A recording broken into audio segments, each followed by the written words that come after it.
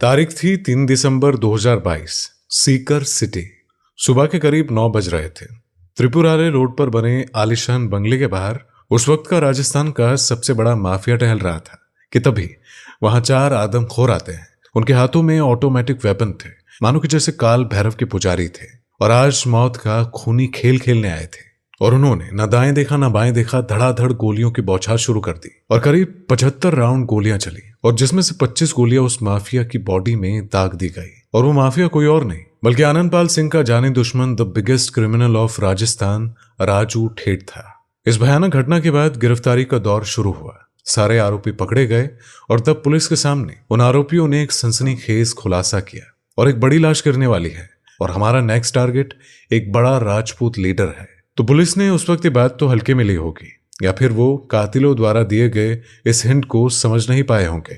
वो दिन था 3 दिसंबर 2022 और फिर 4 दिसंबर यानी कि 5 दिसंबर यानी कि उसके पहले दिन 5 दिसंबर 2023 यानी कि पूरा 1 साल होते ही उन हथियारों की बात सच साबित हुई। करणी सेना प्रमुख सुखदेव सिंह गोगामणि की लाश गिरी और पूरा राजस्थान दहकती आग के गले में तब्दील हो गया। तो आज न तांडव मचेगा और कई ऐसे राज खुलेंगे जिसकी आपने कल्पना भी नहीं की होगी। और इस कहानी में नए किरदार भी सामने आने वाले हैं जिसकी कि आज तक कोई बातें नहीं हुई। तो आज हम बात करेंगे हत्या से पहले शूटर किससे फोन पर बात कर रहे थे, वो नंबर किसका था, वो शख्स कौन था जो इस शूट आउट के पल पल की जानकारी ले रहा था। और वहीं ये बात भी करेंगे 50 लाख रुपए की। जी हाँ, ये वही रकम है जिसकी वजह से सुखदेव सिंह गोगामणि की हत्या कर दी जाती है। ये 50 लाख रुपए किसके थे और इस 50 लाख रुपए से गैंगस्टर लॉरेंस बिश्नोई और सुखदेव सिंह गोगामणि का क्या लेना देना था। और इस कहानी में जो नया किरदार सामने आया है वीरेंद्र सिंह चरण, वो कौन है, इसके बारे में आपने कहीं भी नहीं सुना होगा। वीरेंद्र चरण और सुखदेव जी को मारने आए शूटरों के बीच असल रिलेशन क्या था और सबसे अहम बात ये कि क्या सुखदेव सिंह गोगामणि अपने आने वाली मौत के बारे में पहले से ही जानते थे कि उनको पता था कि मौत आने वाली है। इसीलिए सब कुछ जानने के लिए बने रहिए आज की हमारी इस वीडियो में। तो एक बार ठीक से देख लो कि क्या देखा है। कोई नए सबूत दिख रहे हैं, कोई क्लू, घटना से जुड़ी कोई नई कड़ी दिख रही है तो बिल्कुल ठीक से देख लेना ये वीडियो, क्योंकि ये सीसीटीवी वायरल होने के बाद पुलिस ने भी अपना बयान जारी कर दिया था। इस वारदात में 3 नौजवान सुखदेव सिंह गोगामणि की आवास में दाखिल होते हैं। उनमें से एक शादी का कार्ड देने के बहाने वहां गया था और सुखदेव सिंह गोगामणि के साथ बातचीत की और फिर 3 दिनों में 2 लड़कों ने सुखदेव सिंह गोगामणि की गोली मारकर हत्या कर दी और उनके साथ में नवीन शेखावत भी मारा गया। चलो यहां तक तो आपने वीडियो देखकर भी समझ लिया होगा। इस वीडियो में एक और कहानी जुड़ी है जिसके बारे में शायद आपने दिमाग भी नहीं लगाया होगा। ये सीसीटीवी देखो जहां सुखदेव सिंह गोगामणि सोफे पर बैठे हैं और उनके बगल में लंबे बाल वाला नवीन शेखावत है और वहीं गोगामणि के पास में जो शख्स खड़ा है वो उनके बॉडीगार्ड्स हैं। तो उनके ठीक सामने जो 2 लड़के बैठे हैं उनमें से जो ब्लैक शर्ट वाला है वो है रोहित राठौर और व्हाइट शर्ट वाला है नितिन फौजी। अब गौर से देखिए कि सुखदेव सिंह गोगामणि के पास में बैठा है नवीन और फोन निकालता है और अपने कान पर रखता है। उसके बाद तुरंत सुखदेव सिंह गोगामणि को थमा देता है। गोगामणि फोन अपने कान पर लगाते हैं और थोड़ी देर में वो फोन वापस नवीन शेखावत को सौंप देते हैं। अब इससे बात तो साफ है कि फोन पर जो बात हुई थी वो थोड़ी सी हुई थी। इसके कुछ ही देर बाद नवीन शेखावत अपने फोन में कुछ देखता है जैसे कि कोई मैसेज पढ़ रहा हो और फिर फोन को थोड़ा टेढ़ा करके सुखदेव सिंह गोगामणि को दिखाता है। अब जैसे ही नवीन शेखावत गोगामणि से फोन लेता है कि तभी सामने बैठा नितिन फौजी उठता है और पहली गोली गोगामणि के सीने में दाग देता है और इसके बाद रोहित राठौर भी गोलियां बरसाने लगता है। इसमें सुखदेव सिंह गोगामणि को 9 गोलियां, नवीन शेखावत को 7 गोलियां लगती है और जब पुलिस मौका वारदात पर पहुंचती है तो उनको वहां पर पड़ा हुआ फोन मिला था और जिसमें फोन की जांच कराई तो पता चला कि जिस नंबर से बात की गई थी वो नंबर विदेशी था और पता लगाया तो पता चला कि यह नंबर किसी और का नहीं बल्कि विदेश में बैठे रोहित गोदारा का ही है।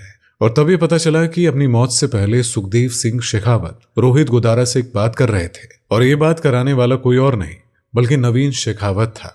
लेकिन अभी तक पुलिस को यह जानकारी नहीं मिली है कि रोहित गोदारा से फोन पर क्या बातचीत हुई थी और ये तब पता चलेगा जब गोगामणि का सुरक्षा गार्ड अजीत ठीक हो जाएगा, क्योंकि वो भी घायल हुआ था और वो भी उस कमरे में शामिल था। तो उसे भी सब पता होगा कि गोगामणि और रोहित गोदारा के बीच क्या बातचीत हुई थी। ये तो हो गई सीसीटीवी की बातें, साथ ही साथ ये शूटर फरार कैसे हुए थे और कहां कहां गए थे ये भी हमने कल की वीडियो में डिटेल से आपको बता दिया है। लेकिन मामलों इस पूरी महाभारत में रोहित गोदारा, लॉरेंस बिश्नोई का नाम सामने आ रहा है तो उसमें एक और किरदार की एंट्री हुई है और वो किरदार है वीरेंद्र चरण। तो आखिर ये वीरेंद्र बाबू है कौन और गोगामणि की हत्याकांड से उसका क्या लेना देना है? इसी वजह से हमें थोड़ा बिश्नोई गैंग के काम करने के तरीके को समझना पड़ेगा। अब देखो, लॉरेंस बिश्नोई जब पहली बार राजस्थान की जेल में आए, उसके बाद शंकरिया के ग्राम उत्थान विद्यापीठ में उसके मामा के लड़के सोनू का कत्ल हुआ। वो बदला लेने जेल से भागा और फिर 2015 में फजिल्का पुलिस के हत्थे चढ़ा। तब से लेकर 2020 तक लॉरेंस बिश्नोई राजस्थान के अलग अलग जेल में रहा और इसी समय में उसने पूरे राजस्थान में अपना सिंडिकेट बिल्ड किया था। राजस्थान में लॉरेंस बिश्नोई का मुख्य धंधा है फिरौती और जमीन पर कब्जा। लॉरेंस का राइट हैंड है संपत नेहरा और लॉरेंस बिश्नोई राजस्थान के बड़े बड़े व्यापारी, बिल्डर, डॉक्टरों की एक लिस्ट संपत नेहरा को देता है और फिर संपत नेहरा विदेश में बैठे रोहित गोदारा जैसे गैंगस्टरों को ये बात पहुंचाता है।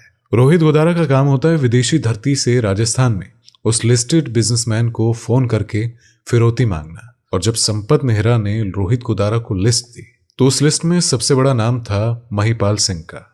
महिपाल सिंह चोरू का एक जाना माना बिजनेसमैन है। अप्रैल 2022 में पहली बार महिपाल सिंह को रोहित गोदारा को फोन आता है। रोहित गोदारा का फोन आता है कि 50 लाख फिरौती भेजो वरना ठोक देंगे। लेकिन महिपाल सिंह इस धमकी को हल्के में लेता है। इसके बाद रोहित गोदारा संजय सिंह और विजय चंबल को महिपाल सिंह के घर भेजता है और ये दोनों महिपाल सिंह के घर जाते हैं और महिपाल सिंह को धमकी दी जाती है कि अभी तक पैसे नहीं भेजे हैं, मरना है क्या? तो देखिए, जब गुंडा वाला घर पहुंच जाए तो बीवी बच्चे वाला आदमी तो डरेगा ही।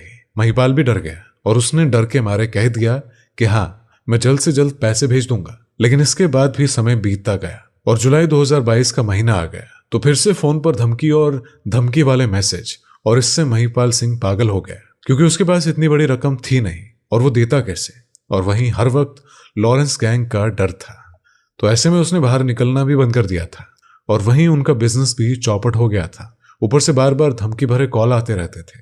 इससे समय बीतता गया और जुलाई से दिसंबर आ गया और 3 दिसंबर 2022 को राजू ठेठ की हत्या हो गई। हत्यारों को पुलिस ने अरेस्ट कर लिया और जब पूछताछ की गई तो ऐसे में शूटरों ने बताया कि अगला नंबर किसी राजपूत नेता का है। और जब पुलिस को लगा कि लॉरेंस गैंग कई बार महिपाल सिंह को धमकी दी है, शायद उनकी हत्या करना चाहती हो, तो ऐसे में पुलिस ने महिपाल सिंह को सुरक्षा दी। लेकिन पुलिस को यह पता नहीं था कि महिपाल सिंह टारगेट पर है या फिर सुखदेव सिंह गोगामणि। लेकिन खैर, पुलिस वालों के होते हुए भी महिपाल सिंह को धमकियां मिल रही थी और तब थक हार कर महिपाल सिंह जा पहुंचे वहां के लोकल लीडर सुखदेव सिंह गोगामणि के पास। पूरी बात बताई कि ऐसे ऐसे लॉरेंस गैंग के लोग मुझे परेशान कर रहे हैं, 50 लाख रुपए मांग रहे हैं। और तब सुखदेव जी कहते हैं कि तुम्हें कोई पैसे देने की जरूरत नहीं है, मैं हूं, तुम चिंता मत करो। और यही बात लॉरेंस बिश्नोई को कांटे की तरह चुभी कि एक लोकल लीडर हमारे रास्ते का रोड़ा बनेगा, हमसे पंगा लेगा, हमारे वसूली में टांग अड़ाएगा। ऐसे ही चलता रहा तो ये हमारे काम में रुकावट डालेगा। और तब सुखदेव सिंह गोगामणि की हत्या की असल मायनों में प्लानिंग शुरू कर दी गई। अब यहां पर सुनो कि रोहित गोदारा और वीरेंद्र चरण 1 साल जेल में बंद थे और जब रोहित गोदारा वीरेंद्र को समझाता है कि बड़ा गैंगस्टर बनना है तो हमारे साथ जुड़ जाओ, और गोदारा के कहने पर वीरेंद्र लॉरेंस गैंग से जुड़ गया और फिर राजू ठेठ की हत्या की, तो वीरेंद्र गोदारा को एक बड़ी साजिश का जिम्मा सौंपता है जो कि लॉरेंस और संपत नेहरा ने रची थी। अब गोगामणि की हत्या के इसी बीच वीरेंद्र की मुलाकात होती है रोहित राठौर से। वीरेंद्र रोहित राठौर को कत्ल करने के लिए इन्फ्लुएंस करता है और फिर वीरेंद्र ने नितिन फौजी और रोहित राठौर को सुखदेव की हत्या के लिए तैयार किया और मंगलवार को इन दोनों शूटरों ने अपना काम कर दिया। अब सुनो यहां पर कि सुखदेव की हत्या के बाद वो बिजनेसमैन महिपाल सिंह मीडिया के सामने आया और अब भी वो डरा हुआ था। महिपाल सिंह का कहना है कि लॉरेंस गैंग ने जो 50 लाख की फिरौती मांगी है, अगर वो देता है तो सुखदेव सिंह को बीच में नहीं आना पड़ता और उनकी जान बच जाती। उनका कहना है कि इन्हीं 50 लाख की वजह से सुखदेव सिंह की हत्या हुई।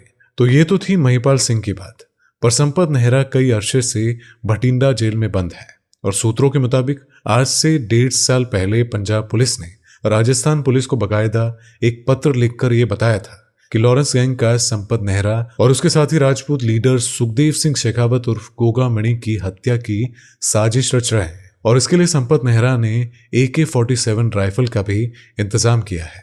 तो ऐसे में आप सुखदेव सिंह की सुरक्षा बढ़ाए, लेकिन राजस्थान पुलिस ने सुखदेव सिंह को कोई सुरक्षा नहीं दी और यही नहीं, कई बार सुखदेव सिंह अपनी जान पर खतरे की बात कोर्ट तक लेकर गए, लेकिन इसके बावजूद सुखदेव सिंह को सुरक्षा नहीं दी गई।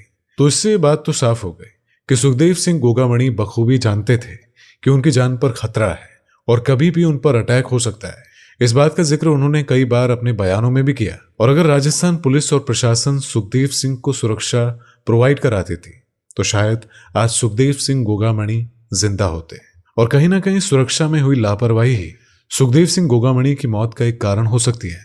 तो आपको ये वीडियो कैसी लगी इसके बारे में हमें कमेंट करके जरूर बताइएगा। तो आज के लिए बस इतना ही। धन्यवाद।